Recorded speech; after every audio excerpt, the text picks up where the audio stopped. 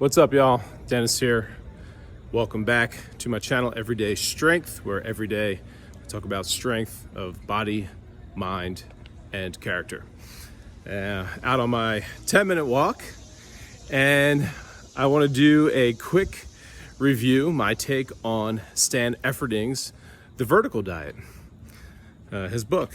And actually, one of the reasons I first got introduced to Stan Efferding and became a fan of his was through his 10-minute walks. That's, I think that came across my YouTube. And that's something that I'm into. I do a lot of walks.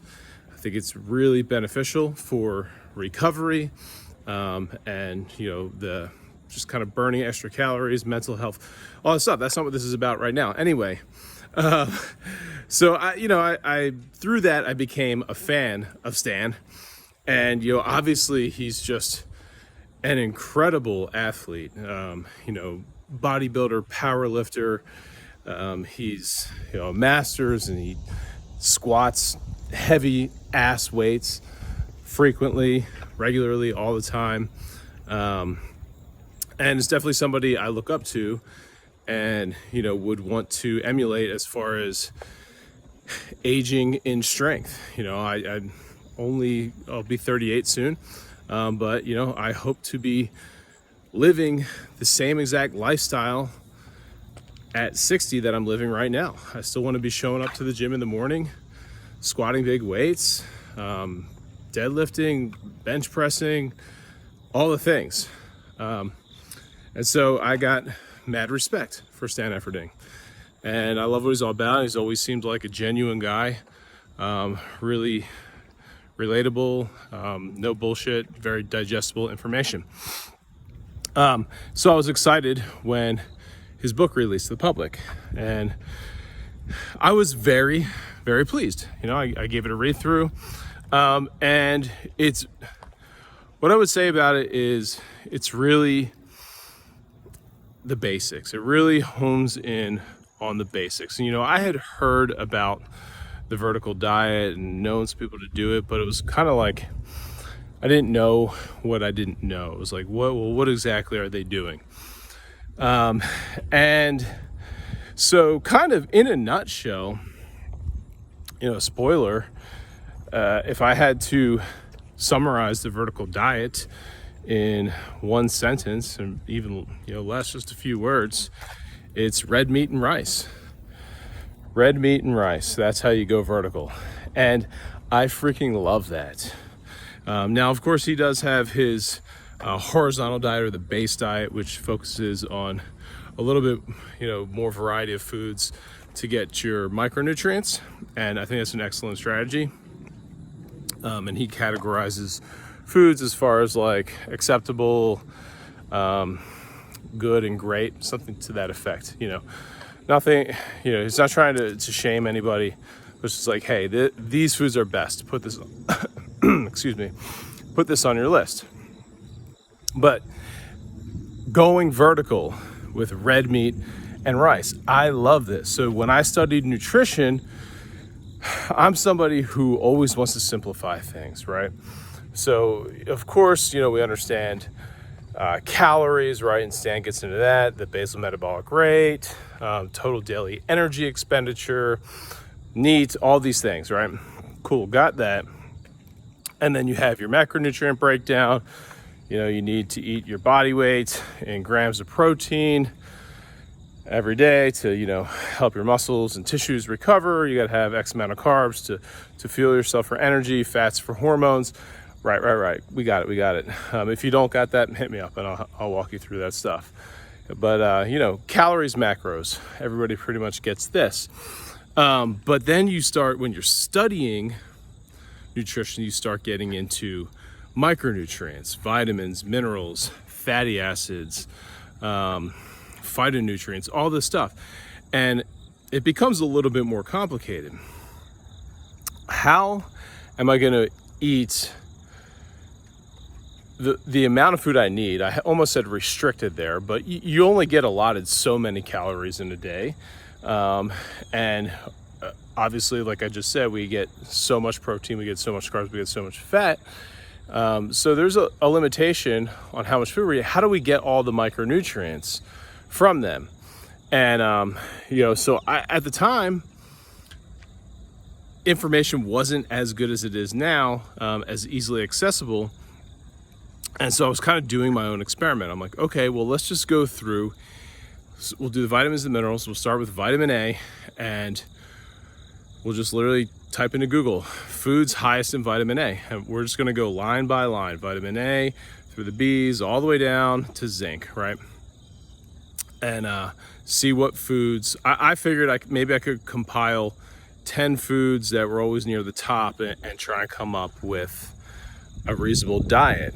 And the thing that shocked me, or I found very interesting, was the one food that came up near the top almost every single time was beef liver. And I'm like, oh God, beef liver. Like I think I had beef liver one time. My Russian friend, Andre, shout out Andre, made me some liver and onions and told me how great it was for me. And I'm like, okay, whatever. It was okay, but it's a weird texture. And but anyway, beef liver. So I immediately discarded that and kind of landed on meat and potatoes and a few other things. But fast forward, I was introduced to Paul Saladino, Dr. Paul Saladino, the carnivore MD, and his whole thing is that a nose to tail carnivore diet.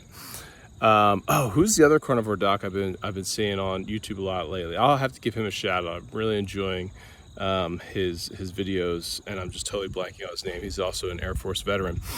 But anyway, these guys talk about nose to tail carnivore diets, meaning if you eat literally the entire cow, not just the muscle meat, but the organ meats, the bone broth, collagen, all the things that you actually not only will get complete nutrition, meaning calories and protein and fats, carbs, there's a whole argument there. We'll get into that in some other video, but you'll get complete vitamin and mineral profiles. You'll get what you need out of that. Even that, there's some supplementation that could potentially have to happen. In Dr. Saladino's book, he talks about like supplementing with bone meal, which is still technically nose to tail, and boron and a couple other things. But anyway, point being is I did not realize going into a nutrition certification my entire life, even like you get some basic nutrition education in the Air Force. It's like I didn't realize meat was so nutritious on a micronutrient level. And it's crazy because we're told today that you have to eat all these vegetables and all these fruits and take all these supplements and this, that, and the other to get complete nutrition. And it's just not true. Now, all those things have their benefits and merits, and there's a time and place. And I do a lot of targeted supplementation. But knowing that I could just eat nose to tail and get complete nutrition, I think that's a really liberating idea, because you can then start to really shrink your mandatory foods list, and eating what you need to eat becomes more manageable. And so the fact that Stan Efferding comes up with meat and rice as his two main ingredients was just like, I stood up and gave a round of applause in an empty room as I was reading his book on my iPhone. But it was just like, I loved it. I absolutely loved it. And then he also talks about sweet potatoes, which again, like anybody who's been around me the last year or so, as I'm kind of navigating my food philosophy, knows that I'm all about meat, potatoes, meat, and rice. And there's plenty of evidence for this as well. Like actually, if you take a step back and look at all these cultures around the world, like the blue zone cultures even, people, like when I lived in Okinawa, people would point to, oh, they're eating the Goya fruit, the bitter fruit. That must be what's keeping them alive. But it's like, no, I was there. Like they ate a ton of pork, they ate a ton of beef, they ate a ton of sweet potatoes. Like that was their big thing, the purple sweet potatoes. It was in everything. They had sweet potato ice cream, all kinds of stuff.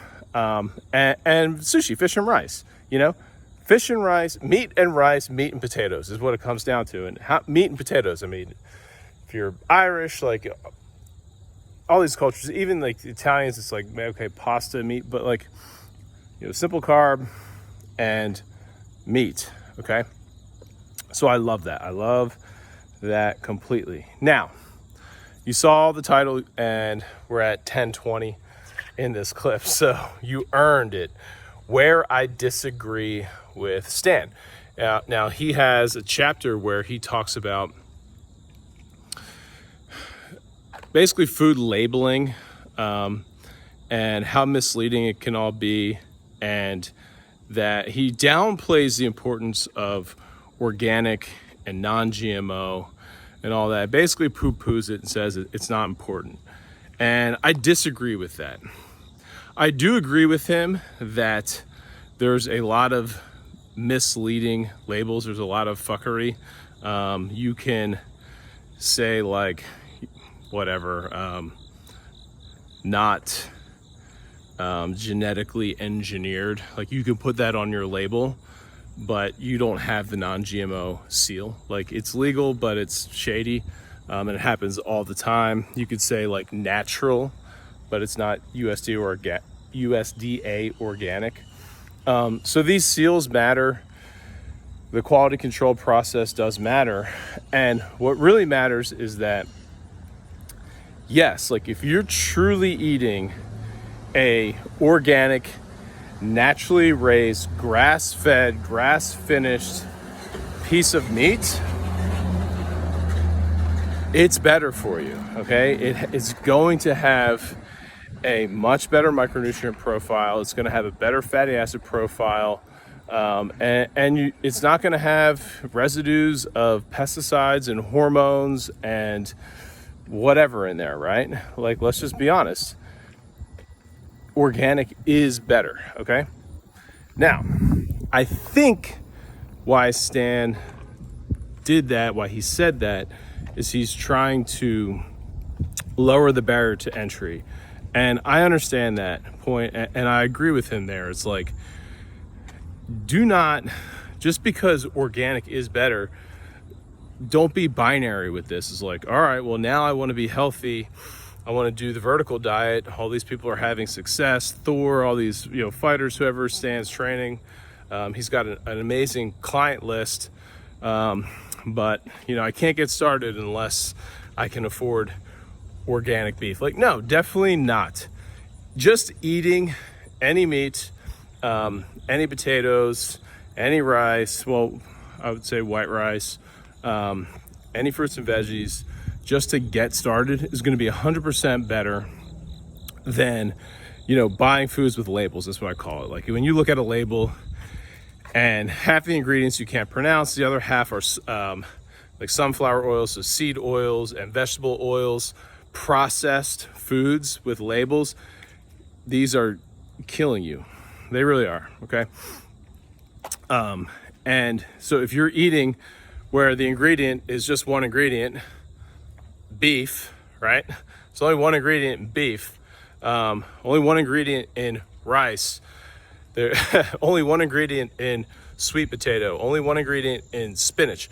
If you're eating one ingredient foods, you're doing incredible regardless of if it's, you know, commercially produced or organically produced. Now, if you can afford it, yes, it matters. Organic's going to be better. Organic produce, naturally raised beef, it's going to be better, and it is going to be better for the environment, and it is sustainable if we would commit some efforts to it. Only 1% of all farms in the US are organic, and they can get these farms to the point where it's a net zero on the carbon emissions, and it's much better for the communities. Whatever. This is not about, you know, I'm not trying to necessarily be a organic advocate in this moment. I'm just saying I disagree with Stan. I understand why he did it, to lower the barrier to entry, but if you have the option, choose organic and go vertical, man. I would say go vertical. You know, in my nutrition document, I touch on a few different things to include basically like brain foods anti-inflammation type foods. But if you just went vertical, I think you'd be doing awesome. Yeah, so I'm cutting for my competition. So let's talk about that real quick. So I'm doing the 6. This is a challenge I put on myself. It's a sub 6-minute mile. Well, so let's do it in the order. So you do 1 pull-up with 100 pounds attached to you, so like a kettlebell or whatever. It's like on a weight belt. 200-pound strict press or military press. 300-pound bench press, 400-pound squat, 500-pound deadlift, and run a sub 6 mile on the same day. And you can lift over those weights. Those are just the minimums, all on the same day. And so to make it a little bit more official, I set a date. So I'm doing it on my birthday. There just so happened to be a local powerlifting competition on my birthday, October 23rd.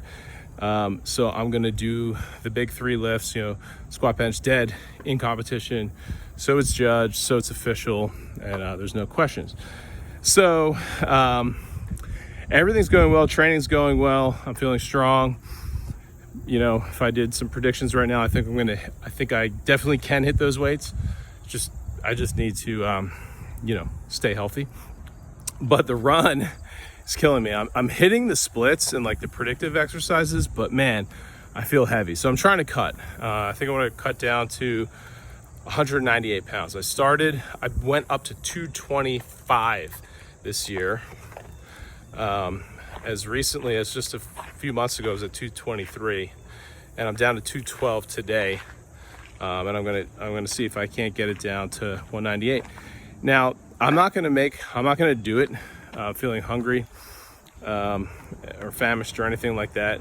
And if it starts to get to that point, I'll just lift at 205 and run at 205 or whatever. But yeah, definitely still eating basically vertical. I have my own little take on it, like I said, but I pretty much eat meat and rice. And so you want to gain weight, eat a little bit more rice. You want to lose, eat a little less, but always lots of meat. So yeah, man, that was a long one, but maybe I'll try again and put it shorter. But hey, I'm gonna put this out there. All right, y'all, have a good one. Peace.